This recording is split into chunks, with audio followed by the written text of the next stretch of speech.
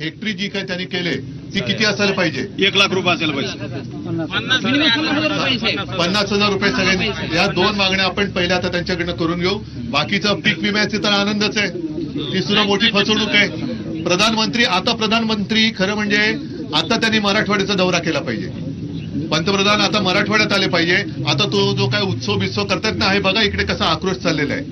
पंतप्रधान त्यांना मी आज तुमच्या माध्यमातून या सगळ्यांना आमंत्रण देतोय, मराठवाड्यात या शेतकऱ्याचं माझं जे काय आश्रय ते पुसा आणि केंद्रातनं भरघोस मदत माझ्या महाराष्ट्रातल्या शेतकऱ्याला करा. ही माझी मागणी तुमच्या सगळ्यांच्या वतीने मी देशाच्या पंतप्रधानांना करतोय. या सगळ्या गोष्टी करू.